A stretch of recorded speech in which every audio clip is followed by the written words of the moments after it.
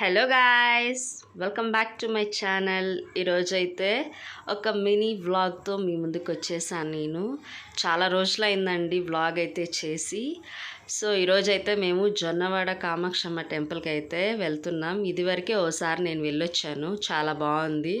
ఇంకా మా సిస్టర్కి అయితే చెప్పాను అక్కడ చాలా బాగుంటుంది టెంపుల్ అంటే, సరే మనం కూడా వెళ్దామన్నది. అందుకని మేము స్టార్ట్ అయ్యామండి, పెట్రోల్ కొట్టించేసుకొని ఇంకా మళ్ళీ స్టార్ట్ అయ్యాము. మేము ఉండే దగ్గర నుంచి అయితే 40 మినిట్స్ పడుతుంది, బట్ నేను వెళ్ళేసరికి 50 మినిట్స్ పట్టిందనమాట. బుచ్చి నుంచి వెళ్ళాను కాబట్టి. ఇది బుచ్చి ఎంట్రన్స్ అండి, జొన్నవాడ రోడ్ అనమాట. ఇంక ఇక్కడ నుంచి ఎంత ఒక 20 మినిట్స్ ఉంటుంది. ఇదిగో వచ్చేసింది టెంపుల్ అయితే.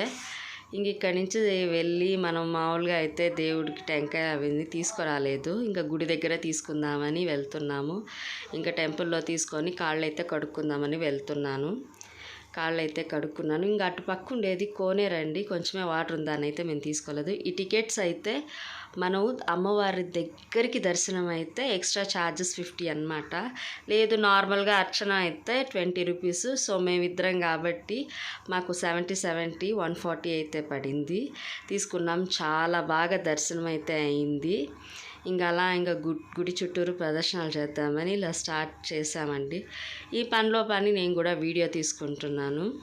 చూడండి గుడి చుట్టూరు ఎంత బాగుందో, అసలు చాలా బాగుంది కదా కామాక్షి అమ్మవారి గుడి. ఇంకా అక్కడే పక్కన శివయ్య అందరు ఉన్నారు. ఎంత బాగుందో, నాకైతే చాలా బాగా నచ్చింది టెంపుల్. అందుకే తనని తీసుకొచ్చాను ఈ టెంపుల్కి. చుట్టూరు బాగుంది చూడడానికి, ఎంత కలర్ఫుల్గా. అసలు మనం గుడికి వచ్చేదే ఓ ప్రశాంతత కోసం. ఇంకా ఆ ప్రశాంతత కోసం వచ్చినప్పుడు కొంచెం కాసేపు ప్రశాంతంగా ఉండి మొత్తం చూసుకొని నిదానంగా వెళ్దాం అనుకున్నాము. బట్ ఎండ అయితే అదరగాస్తుంది. చూడండి ఎంతమంది ఉన్నారో గుళ్ళో అయితే.